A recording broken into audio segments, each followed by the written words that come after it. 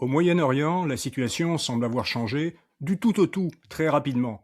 On est passé de l'apocalypse qui se préparait avec des menaces de Trump de destruction de l'Iran à une annonce d'entente, d'un cessez-le-feu pendant 2 semaines dans cette guerre des États-Unis et d'Israël contre l'Iran.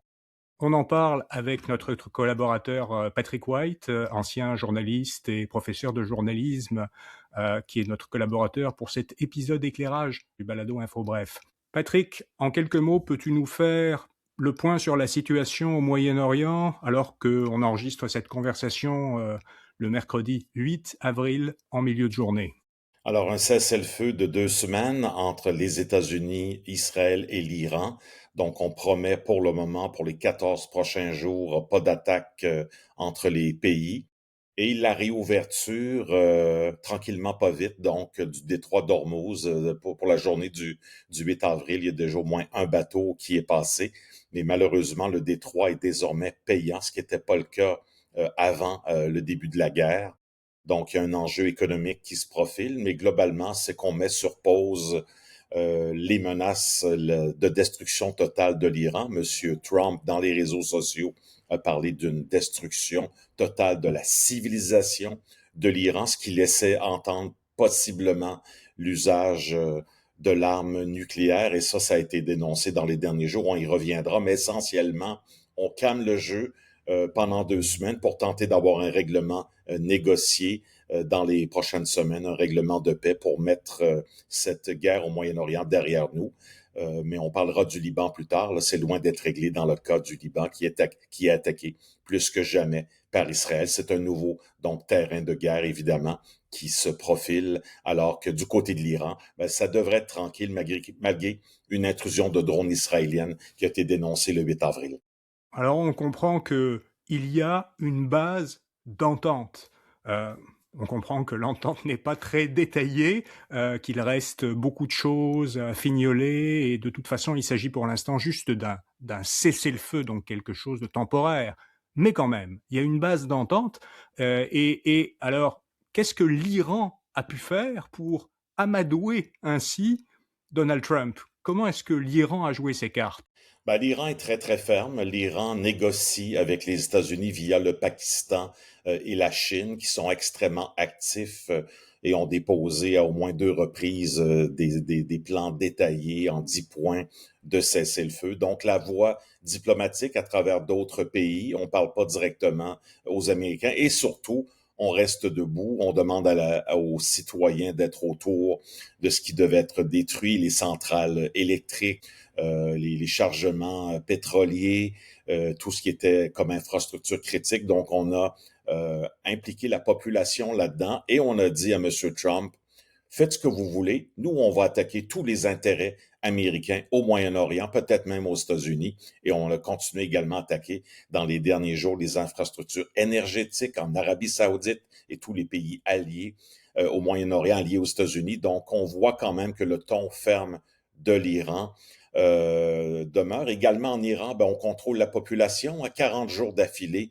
sans connexion, sans réseau Internet dans le pays. On en sait très, très peu sur ce qui se passe, à part quelques journalistes d'agences de presse comme l'Associated Press, Reuters, l'AFP qui ont accès à l'intérieur du pays pour 10-12 heures par semaine, ce qui n'est pas vraiment énorme. Donc, peu d'informations sur la situation vraiment sur le terrain en Iran, mais effectivement, tout ça a amené un règlement. Il y a un paradoxe dans ce que tu viens de dire, parce qu'en fait, tu as mis en valeur la fermeté du régime iranien. Mais s'il y a une base d'entente, il faut qu'il se soit entendu sur quelque chose. On a du mal à comprendre comment vraiment est-ce que l'Iran va accepter des conditions comme le fait de restreindre son potentiel nucléaire, le fait de restreindre certaines de ses capacités. Il y a vraiment une base d'entente qui est réelle là, ou ça risque de capoter dans les prochaines semaines à mesure que les discussions vont avancer? Ça semble être pour éviter le pire, c'est-à-dire la destruction du pays, ce qui serait vraiment une perte incroyable pour l'humanité.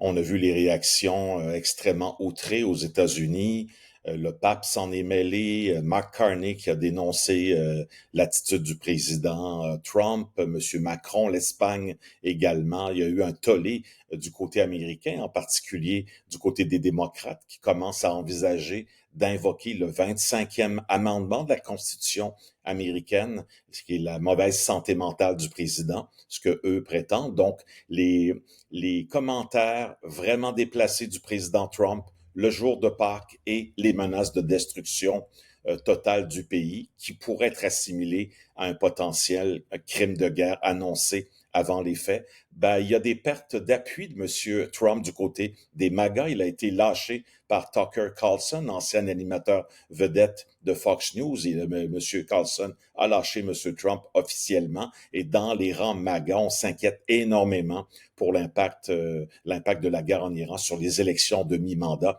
au début novembre prochain. Donc, M. Trump est allé trop loin et il a tenté de sauver la face en disant que de toute façon, les États-Unis avaient atteint leur objectif militaire en Iran, de même qu'Israël, évidemment, qui était dans le coup depuis le début. Pour arriver à la situation actuelle, parce qu'il n'y avait pas, ou en tout cas on n'a pas connaissance de contact vraiment direct entre les États-Unis et l'Iran, d'autant plus que le nouveau guide suprême iranien on n'a jamais vu son visage, on l'a jamais vu euh, sortir depuis sa nomination. Trump avait même émis des doutes sur le fait qu'il soit vivant. Pourtant, il y a eu une négociation, mais ça s'est pas passé directement. Il y a eu des interventions extérieures qui ont favorisé ça. Oui, là, on en a su plus. Le guide suprême, il est à Qom, une ville sainte. Il est dans un très mauvais état au plan physique. Donc, c'est pas lui qui dirige le pays en ce moment. Donc, vraiment, en ce moment, ceux qui font la différence, le nerf de la guerre, les discussions se font. C'est la Chine et le Pakistan qui ont pris l'avant du terrain. Au plan diplomatique, l'ONU, il y a des résolutions qui ont été battues par la Chine et la Russie. Donc, c'est vraiment la Chine et le Pakistan qui sont au cœur des discussions pour un accord de paix. On parle directement avec le président américain ou ses représentants et on voit qu'il y a une balance géopolitique, il y a un transfert géopolitique qui se fait. C'est vraiment un pays proche, évidemment, le Pakistan dans la région et la Chine qui joue un rôle extrêmement important au plan mondial, on le sait, depuis 30-40 ans. Donc, un renversement de situation, c'est pas maintenant M. Macron, c'est pas l'Allemagne, c'est pas le G7 qui intervient, c'est vraiment la Chine et le Pakistan. À court terme, ce cessez-le-feu est évidemment quand même à tous égards une bonne nouvelle. Ça devrait avoir des conséquences à assez court terme positifs du point de vue économique.